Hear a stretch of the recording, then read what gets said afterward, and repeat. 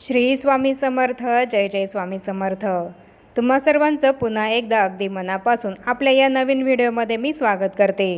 येत्या 10 एप्रिलला स्वामी समर्थ महाराजांचा प्रकट दिन आहे आणि स्वामींच्या प्रकट दिनानिमित्त आपण सर्वजण स्वामींना प्रसन्न करण्यासाठी, स्वामींचा कृपाशीर्वाद हा आपल्यावर कायम राहण्यासाठी कोणत्या प्रभावी सेवा या करू शकतो याबद्दलची माहिती देणारे व्हिडिओ माझ्या चॅनलवर मी आधीच अपलोड केलेले आहेत.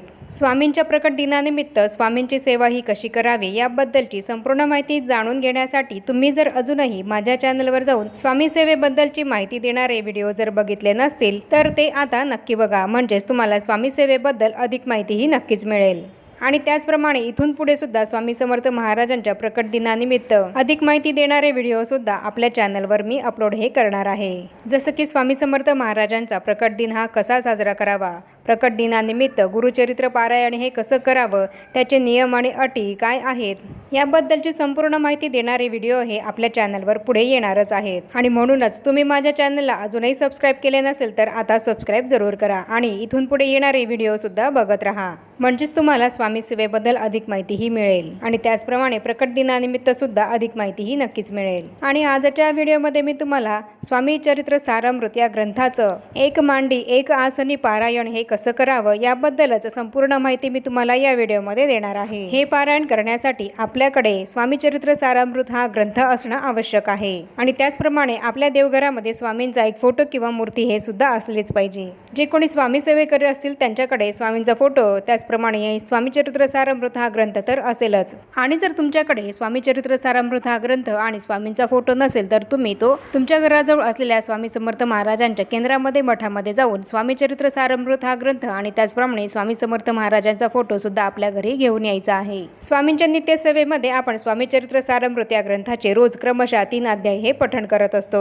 स्वामी चरित्र सारामृत हा ग्रंथ म्हणजेच आपल्या आयुष्याचं सोनं करणारा हा ग्रंथ आहे. या ग्रंथाच्या नित्य पठणाने असाध्य गोष्टी ह्या साध्य होत असतात. स्वामी चरित्र सारामृत या ग्रंथाचं पारायण जो तो आपापल्या परीने करत असेल, कोणी नित्यसेवेमध्ये रोज स्वामी चरित्र सारामृत या ग्रंथाचे क्रमशः 3 अध्याय पठण करत असेल, तर कोणी दर गुरुवारी स्वामी चरित्र सारामृत या ग्रंथाचं पारायण हे करत असेल, तर कोणी स्वामी चरित्र सारामृत या ग्रंथाचा रोज 1 अध्याय हा सुद्धा पठण करत असेल. स्वामी समर्थांच्या स्वामी चरित्र सारामृत या ग्रंथाचे एक मांडी एक आसनी पारायण ज्यांनी कोणी केले आहे तर त्यांना या सेवेची प्रचिती म्हणून 24 तासामध्ये अनुभव हे आलेले आहेत.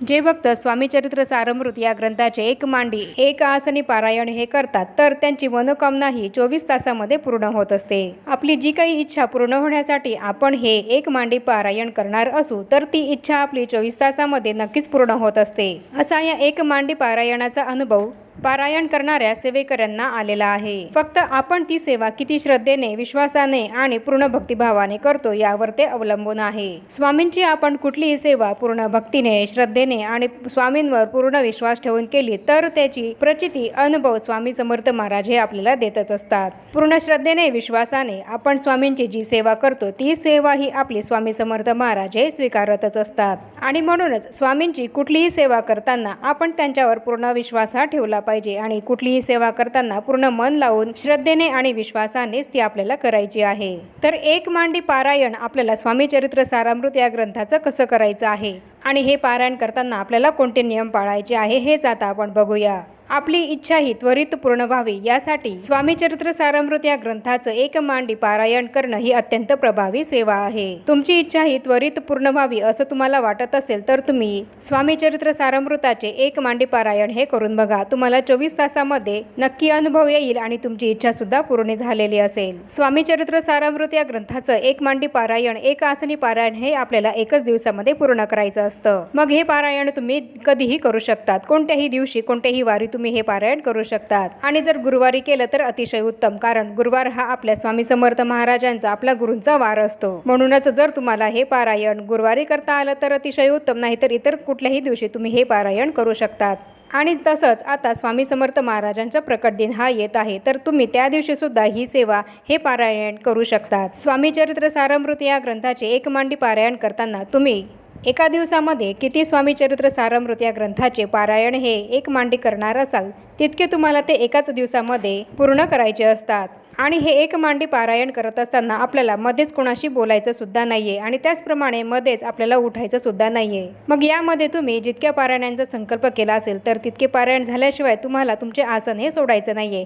तर यामध्ये तुम्ही एका दिवसामध्ये एक मांडी पारायण हे स्वामी चरित्र सारामृताचे करताना त्यामध्ये 3 पारायण, 5 पारायण, 7, 9 किंवा 11 इतके पारायण हे एका दिवसामध्ये करू शकतात। स्वामी चरित्र सारामृत या ग्रंथामध्ये एकूण 1 ते 21 अध्याय आहेत आणि या ग्रंथाचं एक पारायण म्हणजे काय तर आपल्याला पूर्ण 1 ते 21 अध्याय हे पूर्ण एकाच बैठकीमध्ये एका पारायणामध्ये पूर्ण वाचायचे आहेत। या पद्धतीने आपले एक पारायण हे पूर्ण होत असते।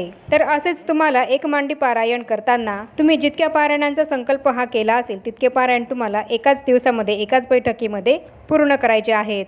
एकाच दिवसामध्ये आपल्याला हे पारायण पूर्ण करायचे असतात, त्यामुळे आपल्याला झेपतील, आपल्याकडनं शक्य होतील, आपल्या तब्येतीला त्रास होणार नाही इतक्याच पारायणांचा संकल्प आपल्याला करायचा आहे। आपल्या तब्येतीला, आपल्या जीवाला त्रास करून आपण जी काही सेवा ही स्वामींची करतो ती सेवा स्वामींना सुद्धा आवडत नाही, त्यामुळे आपल्या जीवाला, आपल्या तब्येतीला त्रास होणार नाही याप्रमाणेच आपल्याला या एक मांडी पारायणाची सेवा ही करायची आहे। आणि एका बैठकीमध्ये तुमच्याकडनं जितके पारायण करणं तुम्हाला शक्य होईल तितकेच पारायणांचा तुम्ही संकल्प हा करायचा आहे। स्वामी चरित्र सारामृत या ग्रंथाचे एक पारायण पूर्ण करण्यासाठी, एक पारायण हे पूर्ण वाचण्यासाठी जवळजवळ 1 ते 1.5 तास हा लागत असतो। यानुसारच जर तुम्ही 3 पारायणांचा संकल्प हा केला असेल तर तुम्हाला 3 पारायण पूर्ण करण्यासाठी जवळजवळ 3 ते 4 तास हे लागतील।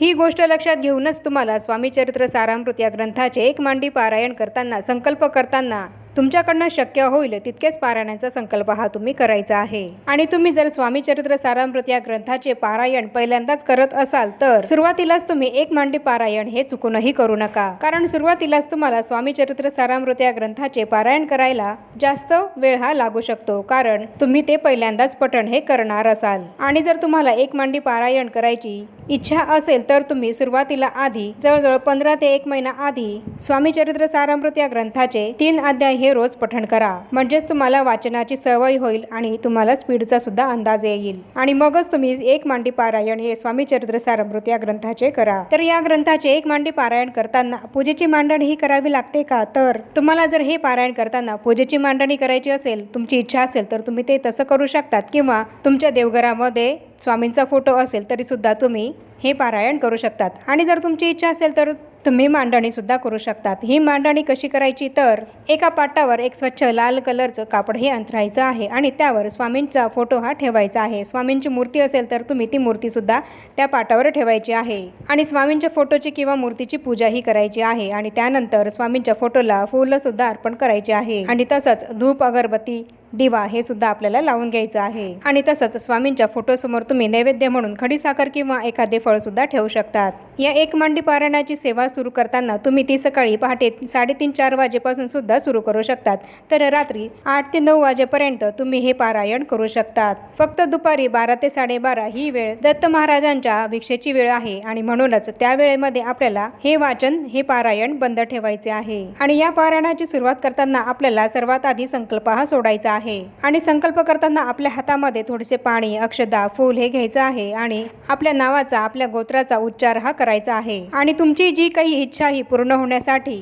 तुम्ही किती एका दिवसामध्ये स्वामी चरित्र सारामृत या ग्रंथाचे एक मांडी पारायण हे करणार असाल तितकी संख्या ही तुम्हाला बोलायची आहे। संकल्प घेताना तुम्हाला तुमचं नाव, गोत्र हे उच्चारायचं आहे आणि मी स्वामींची सेवेकरी आहे आणि माझी ही इच्छा पूर्ण होण्यासाठी मी इतके एक मांडी पारायण हे एका दिवसामध्ये पूर्ण करणार आहे, तरी स्वामींनी माझी इच्छा ही पूर्ण करावी आणि माझ्याकडनं ही सेवा सुद्धा पूर्ण करून घ्यावी अशी विनंती आपल्याला स्वामींना करायची आहे। आणि त्यानंतर ते पाणी आपल्याला ताम्हणामध्ये सोडून द्यायचं आहे आणि त्यानंतर पुढे आपल्याला एक मांडी पारायणाची सेवा सुरू करायची आहे। आणि जर तुम्हाला तुमचं गोत्र माहीत नसेल तर तुम्हाला कश्यप या गोत्राचा उच्चार हा करायचा आहे। तर याप्रमाणे संकल्प सोडूनच आपल्याला हे एक मांडी स्वामी चरित्र सारामृताचे पारायण हे सुरू करायचे आहे। एक मांडी पारायण म्हणजे काय तर एकाच दिवसामध्ये आपल्याला आसनावरून न उठता, पारायण चालू असताना मध्येच कोणाशी न बोलता जितक्या पारायणांचा संकल्प हा आपण केला असेल तितके पारायण हे आपल्याला पूर्ण करायचे असतात।